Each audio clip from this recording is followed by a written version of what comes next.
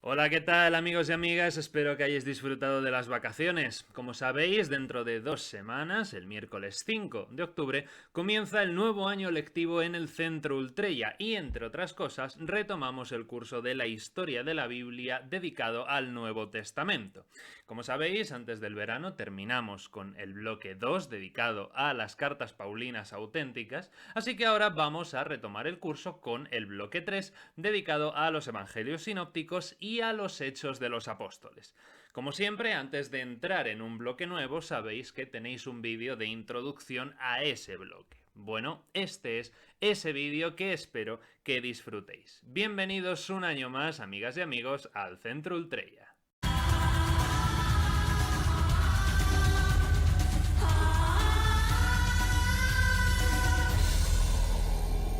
Bueno, como ha estado el verano de por medio, creo que antes de hablar sobre los evangelios conviene hacer un repaso general sobre el Nuevo Testamento, que después de todo es el objetivo último de nuestro curso este año, ¿no? Para ello creo que no hay nada mejor que unas palabras de Antonio Piñero, que dice que la formación del Nuevo Testamento, y esto es algo que hay que tener siempre muy presente, es que el Nuevo Testamento es una obra de cuidadosa selección y que su formación fue un acto de política eclesiástica. ¿Qué quiere decir con esto? Que el Nuevo Testamento es un conjunto voluntariamente predeterminado y excluyente. Es decir, no es un reflejo, no es un espejo de todos los cristianismos que hubo en el momento de su selección canónica. Dice que a vista de pájaro y sin ser exhaustivo podríamos enumerar al menos 10 cristianismos que no están incluidos, al menos plenamente, en el Nuevo Testamento. Dice, a vista de pájaro enumero los siguientes. Cristianismos que niegan que Jesús sea Dios, ebionitas y nazarenos. Cristianismos que niegan a Pablo y lo califican de falso profeta, la literatura pseudo-clementina. Cristianismos proféticos que defienden el dominio del espíritu en el gobierno de la comunidad, montanistas y gnósticos de muy diverso pelaje. Cristianismos que niegan la validez de la Biblia tal y como la conocemos hoy.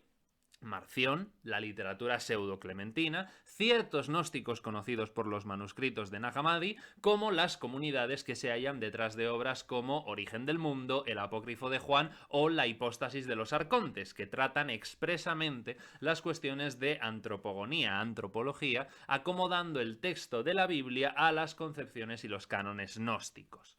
También, cristianismos que niegan la encarnación verdadera de Jesús, docetas, los autores de los hechos apócrifos de Juan, cristianismos que niegan la resurrección futura, tal como aparecen mencionados en las cartas de Pablo, sobre todo en nuestra primera Corintios y en las cartas pastorales, cristianismos que promocionan la independencia de las mujeres, diversos textos sobre María Magdalena y los hechos apócrifos primitivos, cristianismos que niegan el cuerpo y el mundo, que defienden un ascetismo extremo y que predican contra la vida sexual y el matrimonio, Evangelio de los egipcios, Epístola del pseudotito o los hechos apócrifos de los apóstoles en general. También cristianismos que promocionan la vida libre y libertina, los gnósticos libertinos de los que hablan Epifanio e Ireneo, o los carpocracianos descritos por Clemente de Alejandría.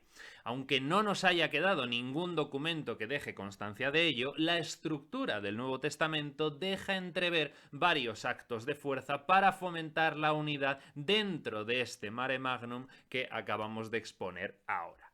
Se eligió un tipo de cristianismo mayoritario, aunque plural, que eliminaba los cristianismos que Piñero denomina estridentes, de acuerdo con la opción del número mayoritario de cuño netamente paulino. Es decir, que en un principio hubo numerosos cristianismos, pero acabó triunfando el paulino, en buena medida por los resultados de la guerra judeo-romana del 66 al 73 de nuestra era. Ahora, ¿dónde encajan los evangelios en todo esto? Bien, lo primero que tenemos que tener claro es que los evangelios no son documentos históricos, no pretenden ofrecernos los hechos de la vida de Jesús. Son midrashim, escritos que tejen versos de la escritura sagrada judía para crear una historia que aporte sentido y esperanza a un presente desconcertante. Como sabemos, los textos más antiguos que se conservan y que entraron en el canon del Nuevo Testamento son las cartas de Pablo dirigidas a las comunidades que fundó en el Mediterráneo oriental durante los años 50, unos 20 años después de la muerte de Jesús, tal como vimos al final del bloque 1 y durante todo el bloque 2. Precisamente estas cartas demuestran que desde una fecha muy temprana los seguidores de Jesús recurrían a la escritura sagrada judía para interpretar los acontecimientos de su vida. Por ejemplo, Pablo dice a sus discípulos de Corinto, en nuestra 1 Corintios 15, 4-3, porque yo os transmití en primer lugar lo que también yo recibí, que Cristo murió por nuestros pecados según las Escrituras, y que fue sepultado y que resucitó al tercer día según las Escrituras. En la Biblia hebrea no hay una profecía explícita de estos acontecimientos, pero, como los sectarios de Qumran, los primeros cristianos leían las escrituras hebreas como predicciones de acontecimientos presentes. Desde fecha muy temprana, los cristianos se centraron en un grupo de textos que parecían predecir el extraordinario enaltecimiento de Jesús tras su resurrección. Dos procedían de salmos originalmente utilizados en la coronación de un nuevo rey. Uno es el Salmo 110, que empieza: Salmo de David, oráculo del Señor a mi Señor, siéntate a mi derecha y haré de tus enemigos estrado de tus pies. El otro, el Salmo 2, proclamaba la adopción de un nuevo rey por parte de Yahvé en su versículo 7. Tú eres mi hijo, yo te he engendrado hoy. Los discípulos de Jesús recordaban que se había referido a sí mismo como Hijo del Hombre, lo que recordaba al Salmo 8, en el que las maravillas de la creación inspiraron a los salmistas a preguntar por qué Dios debería haber elevado a un Hijo de Hombre a la dignidad y eminencia que, como ellos mismos habían visto, ahora disfrutaba Jesús. Dice el Salmo 8, 5, 6. Has hecho de él poco menos que un Dios, lo has coronado de gloria y esplendor, lo has nombrado Señor de las obras que hiciste con tus manos, todo lo has puesto a sus pies. Esto también les recordaba la visión de Daniel de una figura semejante a un hijo de hombre que había sido dotada de soberanía, gloria y majestad, y hombres de todos los pueblos, lenguas y naciones se convirtieron en sus siervos, dice Daniel 7, 13, 14. Con una rapidez notable, los títulos de Señor, Hijo del Hombre e Hijo de Dios se atribuyeron a Jesús, que ahora era conocido como Mashiach, en griego Christos, es decir, ungido. Al igual que el Midrash rabínico, esta exégesis no se realizó con un espíritu de fría investigación académica. Los primeros cristianos estaban convencidos de vivir los últimos días antes de que Jesús regresase e instaurara el reino de Dios, y que el éxtasis que experimentaban en esa espera había sido ya profetizado por el profeta Joel, quien en 2:28-29 escribía estas palabras: Yo, es Yahvé el que habla por boca del profeta, después de todo esto derramaré mi espíritu sobre toda carne. Vuestras hijas e hijos profetizarán, vuestros ancianos tendrán sueños y vuestros jóvenes verán visiones. Incluso sobre vuestros siervos y siervas derramaré mi espíritu en aquellos días. En el pasado, los profetas solían pertenecer a la aristocracia, pero ahora el espíritu inspiraba a humildes campesinos, pescadores y artesanos. Un texto muy antiguo, que los estudiosos llaman Q, del alemán Kell, fuente, ha sobrevivido solo en los evangelios atribuidos a Mateo y Lucas. Se trata de una mera recopilación de enseñanzas de Jesús, de dichos, y no de un relato de su vida. Significativamente no contiene una palabra sobre su muerte y su resurrección. Encontramos el primer relato detallado de la muerte de Jesús en el Evangelio de Marcos, compuesto en torno al año 70 de nuestra era e interpretado oralmente al público de Galilea y Siria, con un narrador que improvisaba en respuesta a la reacción de la audiencia, según expone Johanna Dewey en Our Text of Mark.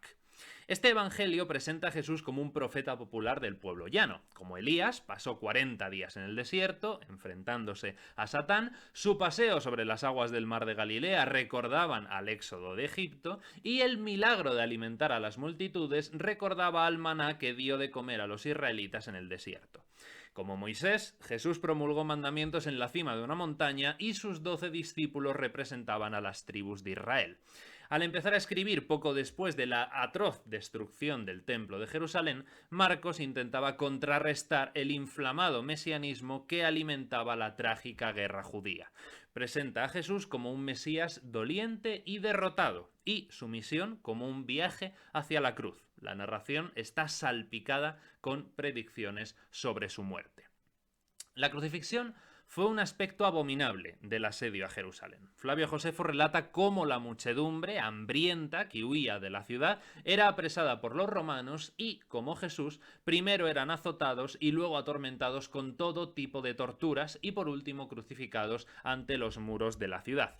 Pronto toda ella estuvo rodeada de cruces con sus víctimas deliberadamente clavadas en posturas grotescas. Dice Josefo: los soldados, impulsados por la ira y el odio que sentían hacia los judíos, clavaban a los que atrapaban, uno de una forma, otro de otra, a las cruces, en son de burla. Cuando su número era muy grande, no había espacio para las cruces y faltaban cruces para los cuerpos.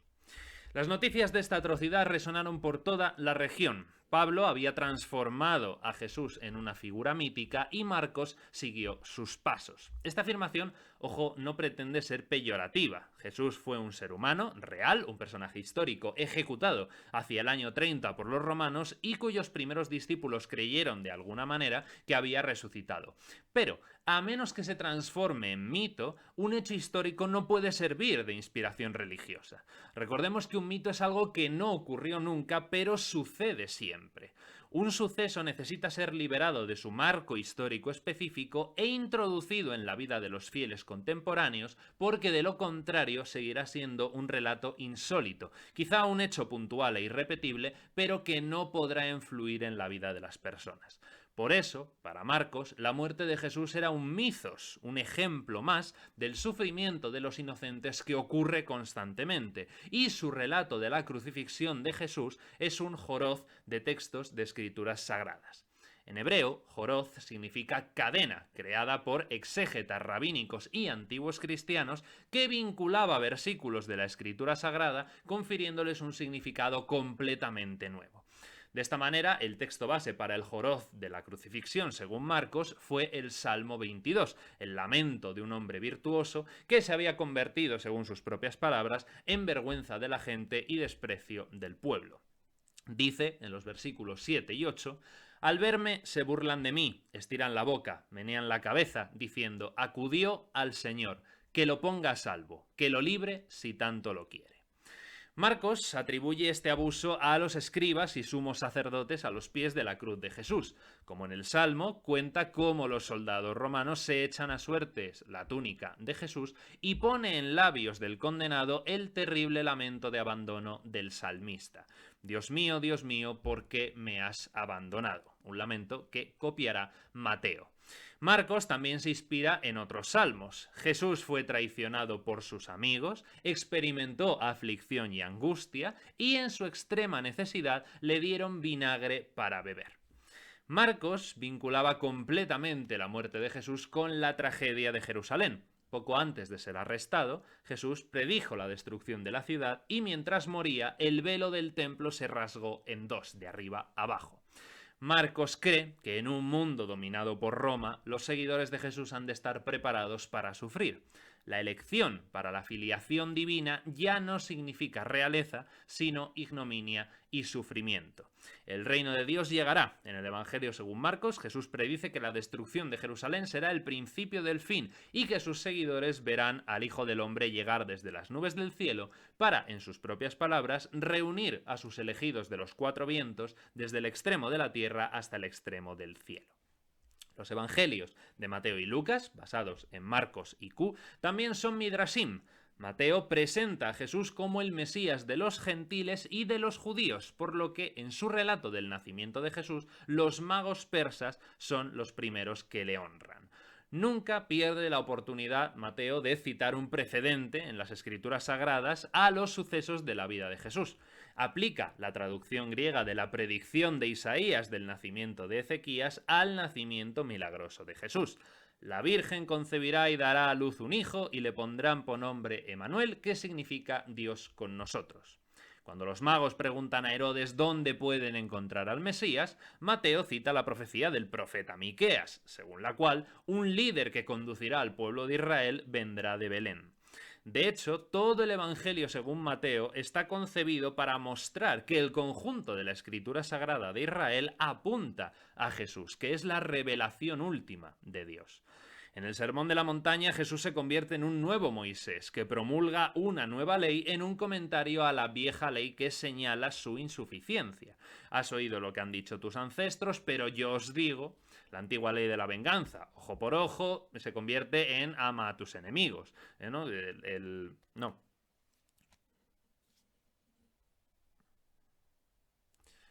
La antigua ley de la venganza, ojo por ojo y diente por diente, se convierte en poner la otra mejilla. Ama a tu vecino se transforma en ama a tus enemigos. Esto podría ser una respuesta a los rabinos de Yavne, cuya influencia ya se empezaba a percibir. El movimiento de Jesús, interpretado por Mateo, se impone a Yavne. Porque os digo que si vuestra justicia no es mayor que la de los escribas y fariseos, no entraréis en el reino de los cielos. Hay otra interpretación, es cierto, sobre el tema del sermón de la montaña, si se acepta que estas palabras son originales de Jesús y no del evangelista, pero esa otra interpretación la analizaremos con detenimiento en el curso. El Midrash de Lucas es menos implacable que el de Mateo, pero también él presenta unas escrituras sagradas que anuncian a Jesús como la revelación última a Israel. La canción triunfante de María mientras está embarazada de Jesús apunta el advenimiento del reino. Es un lango.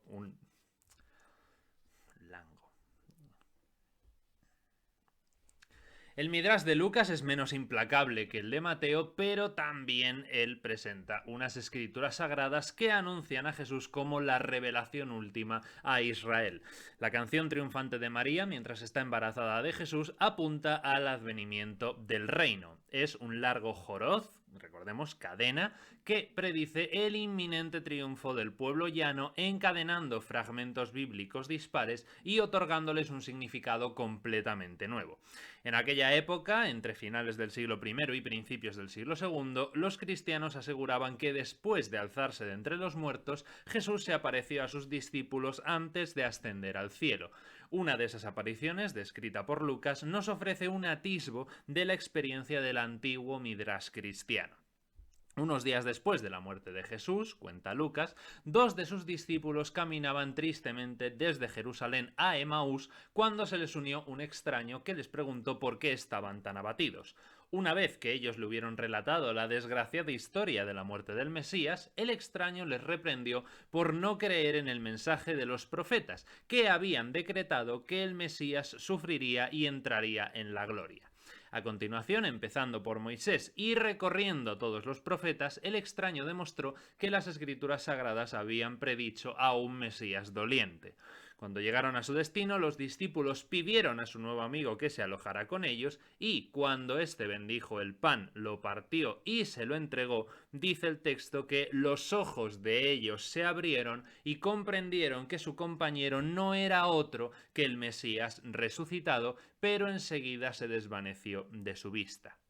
¿No ardía nuestro corazón?, se dijeron el uno al otro, según Lucas 24:32, mientras nos hablaba por el camino y nos explicaba las Escrituras. En el Pirkei Avot, el tratado de los padres de la Misná, los rabinos afirman que cuando dos o tres personas estudian juntas la Torá, la Sejina se hace presente entre ellos.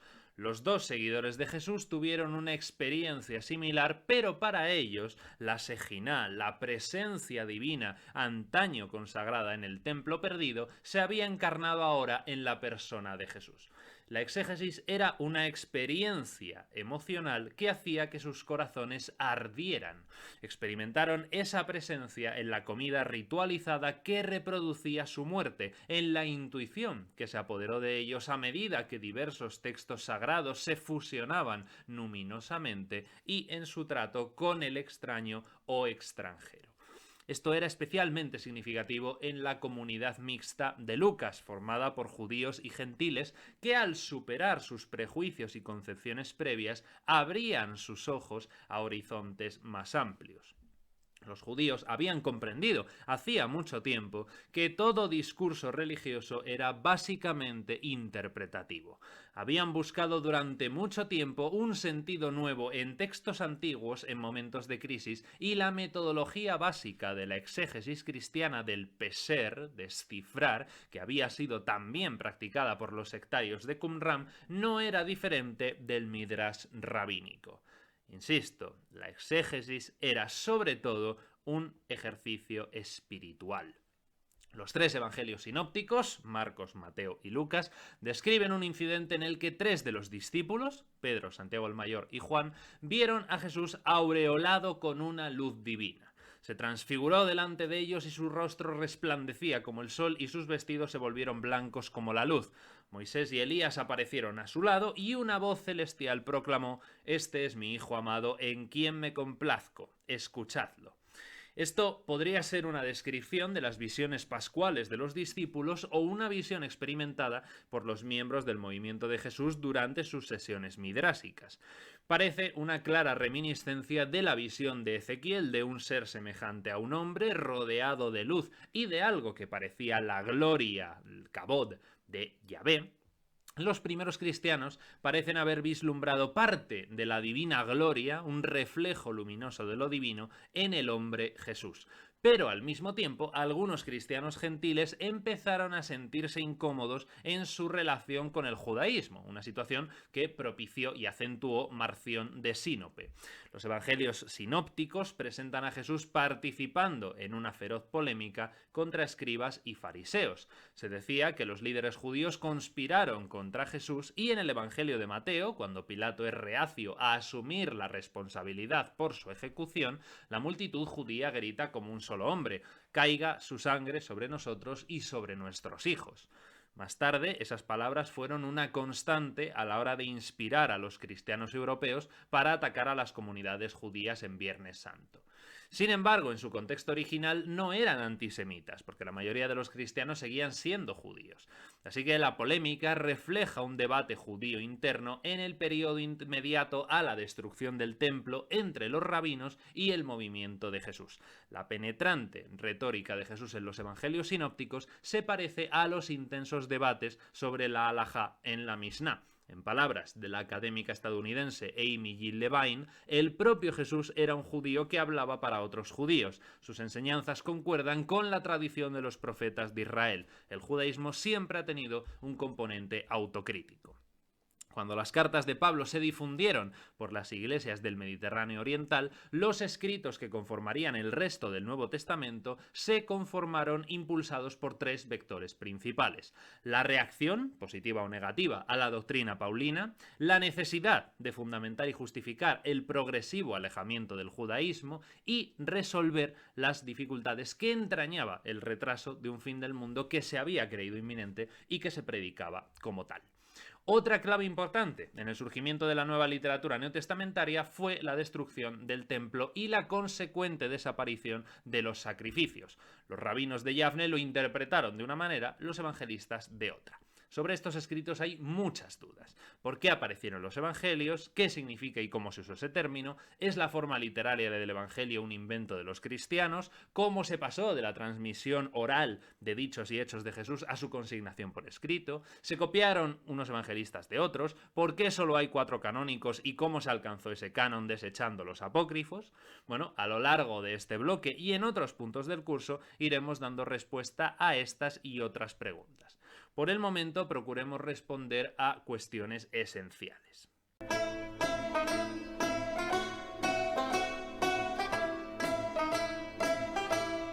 En el Nuevo Testamento no encontramos el concepto de evangelio entendido como libro que narre la vida de Jesús. Hay una posible excepción tremendamente discutida, que es el primer versículo del Evangelio según Marcos, de comienzo del Evangelio de Jesucristo, Hijo de Dios.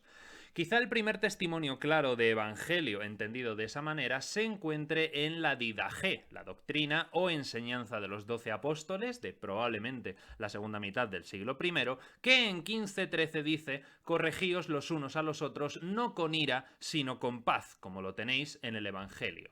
Se trata tal vez de una alusión a un texto parecido que encontramos en Mateo 18:15 y en las epístolas paulinas sobre la corrección fraterna. El término evangelio, palabra griega, aparece en el Tanaj como el sustantivo besorá, que la Septuaginta traduce como evangelion con plural evangelia. Esta palabra no tiene ninguna connotación religiosa, ya que literalmente significa buena noticia, no sagrada necesariamente. La encontramos en un sentido amplio en el segundo libro de Samuel 18:20-27 y en el segundo de Reyes 7:9. En la versión de los 70 de Isaías 49 y 52:7 encontramos el verbo evangelizar en la acepción amplia de dar una buena noticia. En concreto, se trata del mensaje del comienzo del reino de Dios en un sentido similar al del Nuevo Testamento. Se ha supuesto, con razón, que el uso isaíaco y, en el fondo, veterotestamentario ejercieron su influjo en la utilización cristiana primitiva del término evangelio. Además, fue utilizado también por los primeros cristianos para contrarrestar el significado original que tenía esa palabra en el ambiente pagano. No hay que olvidar que en la época en la que vivió Jesús, el culto al soberano del Imperio Romano estaba muy asentado, donde se le veneraba como Dios y Salvador. Especialmente en Oriente, al emperador se le divinizaba por su función benefactora. En la famosa inscripción de Prien, en la actual Turquía, fechada en el año 9 antes de nuestra era, se puede leer: la providencia divina que rige nuestras vidas, manifestando buena disposición y generosidad, ha ejecutado un plan perfecto para la vida al enviarnos a Augusto. Ha colmado las expectativas beneficiosas de los hombres virtuosos, presentándose como un salvador para nosotros, acabando definitivamente con la guerra y restableciendo el orden de todas las cosas. César, con su epifanía, ha sobrepasado las esperanzas de todos los que habían recibido antes esta buena nueva, Evangelio, no solo superando con sus actos benéficos las acciones de sus predecesores, sino también poniendo muy alto el listón para poder superarlos. Para el cosmos, el día natalicio del Dios ha dado inicio a una serie de buenas nuevas, Evangelia, anunciadas por él mismo, venidas para el mundo por su causa. Claro, no es difícil suponer que los cristianos adoptaron este mismo término de evangelio como oposición al culto del emperador. El verdadero Salvador era Jesús y la verdadera buena nueva era la llegada del reino de Dios traída por él, no por el emperador.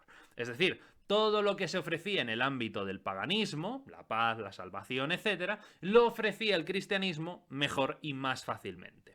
Por lo tanto, el cristianismo primitivo hizo uso del mismo término que ya existía en la tradición judía y pagana para presentar, primero, la formulación de lo que había ocurrido en el Mesías, su muerte y su resurrección salvadora, y segundo, el resumen de la predicación misionera cristiana enfrentada a las de otros predicadores del Mediterráneo oriental. Tercero, la fe en el cumplimiento de la promesa de Abraham y su descendencia, y cuarto, la exaltación de Jesús y un breve resumen de su predicación.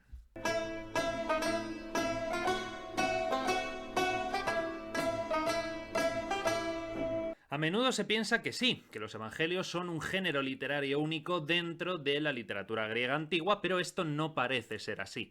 Los evangelios están basados en bloques previos o colecciones anteriores de dichos, milagros, narraciones portentosas de un héroe, Jesús, y cada bloque fue compuesto de acuerdo con las normas y los géneros de la época. Si examinamos los evangelios en un vistazo general, vemos que se trata del relato de parte de la vida de un personaje importante. Solo Mateo y Lucas aportan noticias sobre su infancia, pero todos presentan la vida del personaje en un corto espacio de tiempo, de 1 a 3 años, con sus peripecias, su poder de atracción de la gente, la predicación de su mensaje, su enfrentamiento a las élites políticas y sociales de su tiempo y su derrota y muerte. Todo suena a relato más o menos biográfico.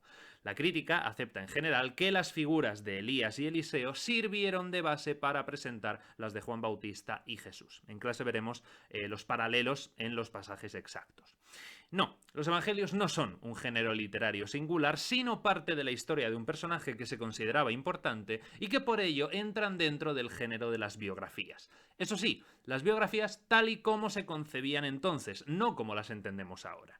En su misma época de composición existían en Israel unas narraciones, también escritas en griego, que ofrecen algunos aspectos parecidos, que son las llamadas vidas de los profetas. De hecho, es muy significativo que existan notables e interesantes paralelismos entre los evangelios y estas breves biografías. La vida de Jesús, según Marcos, comienza con el bautismo porque es como la vocación profética. La vida pública es como el relato del ministerio profético. La pasión y muerte tienen el interés de legitimar el encargo divino a través de la desgracia ocurrida. También el título de Hijo de Dios dado por el centurión al lado de la cruz es un caso de legitimación profética ante las multitudes en contra de las autoridades. El rechazo a la veneración de la tumba de Jesús que muestra el Evangelio se corresponde con el carácter oficial de una biografía profética, porque solo se venera la tumba de un sabio, no la del que cumple un encargo divino, etcétera, etcétera, etcétera.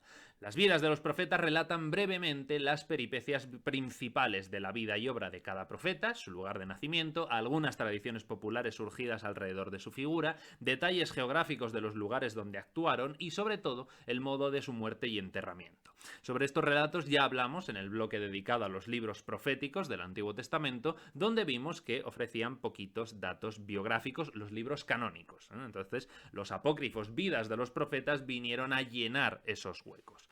Por lo tanto, si aceptamos esta colección de vidas de los profetas dentro del género de biografías helenísticas, los evangelios entran también en esa misma clasificación. Por ejemplo, Marcos, cronológicamente el primero y el que inaugura el género biográfico, o mejor, agiográfico en la literatura cristiana, no es la plasmación objetiva de las predicaciones sobre Jesús, sino que su autor está creando deliberadamente una historia del año y pico de la vida pública de Jesús, de su muerte y de su resurrección manifestada por primera vez en el episodio de la tumba vacía.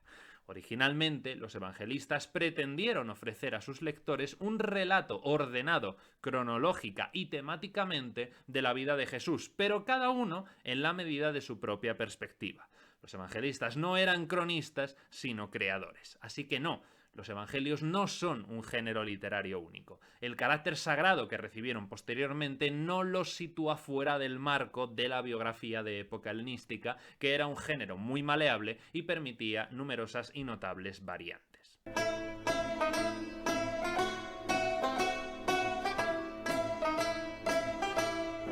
Los evangelios se forman fundamentalmente a base de tradiciones orales previas, con los problemas de transmisión que eso conlleva y de pequeñas colecciones de textos escritos que recogían dichos o hechos importantes de Jesús, de los que hablaremos en las clases. La mayoría de estos dichos y hechos de Jesús se transmitieron sin un marco de referencia, fuese cronológico o geográfico, lo que generó problemas a la hora de constituir el relato evangélico. Añadiendo este marco, la interpretación y la seguridad se vieron comprometidas, así que no podemos saber cuál fue el sentido original de una tradición determinada, solo podemos suponer el que le dieron los evangelistas para sus respectivas comunidades.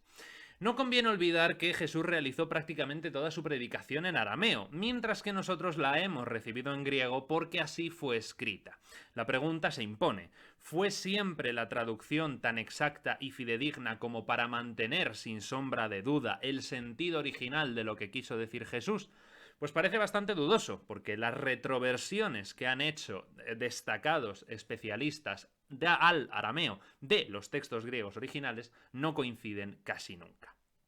Hay dichos de Jesús que la crítica considera unánimemente que no pudo pronunciar nunca, y ahí entra la función reelaboradora de la tradición por parte de los profetas cristianos primitivos, quienes consideraban que Jesús los inspiraba con su espíritu. Sus proclamas acabaron introduciéndose en la tradición del Jesús terreno sin ninguna marca o señal distintiva. El motivo es muy sencillo: se entendía que Jesús vivía en espíritu en la comunidad, los profetas inspirados participaban de su mismo espíritu, así que lo que dijera un profeta inspirado era como si lo dijera Jesús. Religiosamente esto no suponía ningún problema, pero a la hora del análisis histórico sí se tiene en cuenta, pues aparecen en los evangelios palabras de Jesús, expresiones de Jesús dijo, que en realidad él no pronunció jamás, sino que lo hicieron los profetas en su nombre. Las claves para distinguirlas las veremos en las clases. Estos profetas fueron claves, lógicamente, para la transmisión de muchas noticias sobre Jesús. Los evangelistas se corrigen unos a otros. Aun si nos limitamos solamente a los canónicos, incluso solo a los sinópticos, cada nuevo evangelio supone una edición que pretende mejorar y enmendar la anterior. Esto implica que cada evangelista no estaba de acuerdo con la perspectiva del anterior, porque, insisto, en esa época no se consideraba una escritura sagrada ni intocable. Por tanto, introducían los cambios que querían. De hecho, el cuarto evangelio, del que hablaremos en su momento, supone una corrección a la práctica totalidad de los sinópticos. Desde luego, tanto los autores detrás de Mateo y Lucas como de Juan, que siguen a Marcos, tratan de transmitir un retrato de Jesús agrandando y mejorando sus cualidades naturales, es decir, muestran una tendencia a magnificar e idealizar al héroe de su narrativa.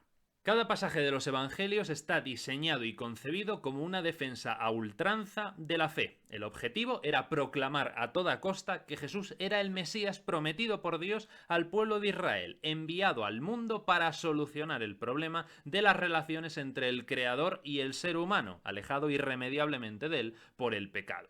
No existe ninguna tradición, por muy antigua que sea, que no esté arraigada en la experiencia extática pascual, en la fe en el resucitado, exaltado por Dios con su exaltación a los cielos y su establecimiento como su mano derecha con divina potestad.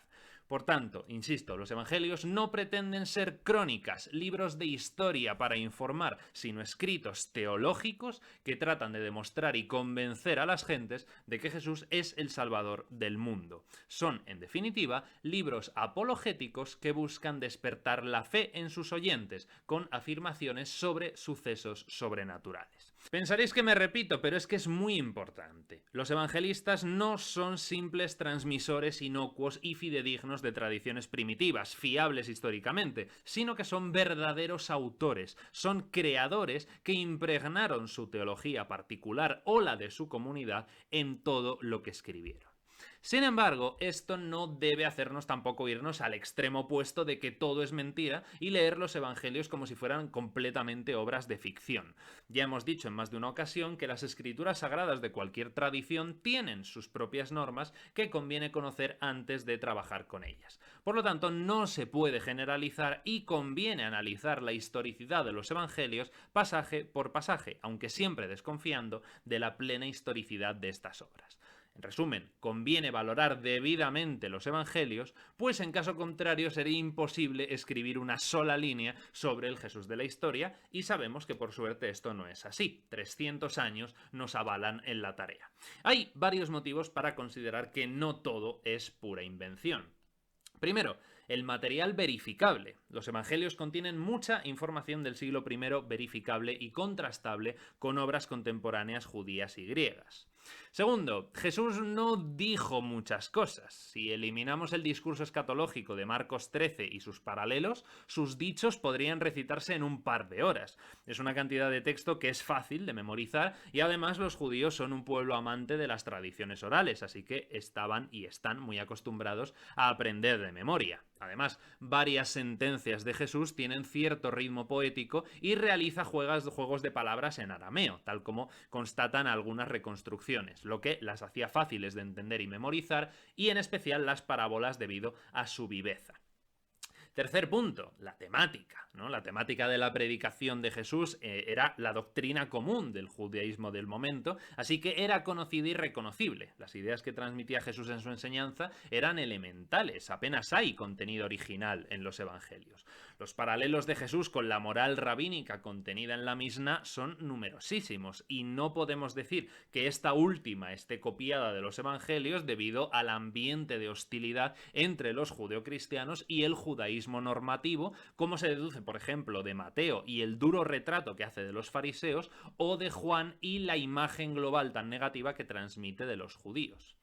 Cuarta, hay una manipulación de la doctrina. Las comunidades primitivas de Galilea y Jerusalén, formadas por judeocristianos con una teología básica judía, distinguidos solo del resto de judíos por su fe en Jesús como el Mesías, no tenían razones para modificar las sentencias del Maestro al transmitir su doctrina. Los cambios llegarían posteriormente, por la influencia de los judeocristianos helenistas y los paganos conversos al cristianismo, ambos grupos de lengua y cultura griegas. Y por tanto, esos cambios tendrían lugar no en arameo, sino en griego, con la mentalidad, la cultura y las necesidades propias y distintas de las comunidades primitivas de Judea. Actualmente la crítica tiene la capacidad de distinguir y separar las palabras de Jesús pertenecientes al judaísmo original de los añadidos del cristianismo griego posterior. Esto lo iremos viendo también poco a poco en las clases, no os preocupéis. Luego, como quinto punto, la fuente Q. Cuando se piensa en el contenido de la fuente Q, que, insisto, también veremos, se puede visualizar como un primer librito recopilatorio de dichos de Jesús, pero dichos aislados, de historias o anécdotas inconexas, bastante parecidas a las de los rabinos que han llegado hasta nosotros. En muchas de esas sentencias de Jesús está ausente completamente la cristología que desarrolló la Iglesia posterior, así como la tendencia a la sublimación de su figura. O sea, da la impresión de que esos dichos se recogieron simplemente por tener la autoridad de haber sido pronunciados por los labios del Maestro. Es difícil creer que hayan sido inventados totalmente si esta cristología se encuentra ausente. Otro punto, el tema de la investigación, porque los evangelios no son tan largos como para que el autor, al ser probablemente su única obra, no haya investigado lo suficiente la tradición oral previa. Se informó de lo que decían de Jesús sus primeros seguidores y el mensaje sustancial que procede del Maestro está asegurado por la crítica histórica. La comparación entre los textos y el análisis interno de cada uno permitirá identificar las modificaciones del evangelista o de su comunidad, como iremos viendo. En efecto, sin el ejercicio de la crítica histórica y literaria nunca podríamos conocer al Jesús histórico, a pesar de que los textos sean casi lo único relativamente fiable que poseemos para hacerlo. Pero, por supuesto, como sabéis, rechazar estos textos como fuentes históricas y quedarnos sin nada es una actitud equivocada. Todas las obras, y más las biografías, eran sesgadas en la antigüedad. Pero, gracias a la labor de la crítica, podemos delimitar los rasgos fundamentales de Jesús que ya estudiamos en el primer bloque, que era un judío galileo del siglo I, probablemente vinculado a la construcción, seguidor de Juan Bautista, que en un momento determinado formó su propio grupo, que predicó la inminente venida del reino de Dios siguiendo la teología de los profetas de Israel, que nunca renegó de su religión judía, que se presentó en Jerusalén con pretensiones mesiánicas, con todo lo que ello implicaba, que los romanos le consideraron un sedicioso contra el imperio y por ello lo detuvieron y crucificaron como rebelde, por lo que en su conjunto fracasó en su tarea. No consiguió convencer de sus ideas a la mayoría de sus connacionales de Galilea y de Jerusalén. Así, los evangelios son una buena fuente para conocer no solo la figura del Galileo, sino también la de la sociedad judía del siglo I e incluso apreciar cuáles eran las esperanzas sociales y religiosas no solo de los autores que los escribieron, sino también de las comunidades de judeocristianos que estaban detrás de ellos. Ahora, en lo que respecta al libro de los Hechos de los Apóstoles, lo que tenéis que saber sobre él lo vamos a estudiar en clase. Así que os espero a todos dentro de 2 semanas. El miércoles 5 de octubre comienzan los cursos en el Centro Ultreya. Muchísimas gracias por vuestra atención. Espero que os haya gustado y resultado interesante. Y si queréis más información o apuntaros al curso del Nuevo Testamento para este año, ya sabéis, un mensajito a este correo. También os recuerdo que podéis encontrarme en Spotify o en Anchor en el podcast de Radio Ultreya. Nos vemos en el próximo vídeo, cuidaos mucho y como siempre, Ultreya.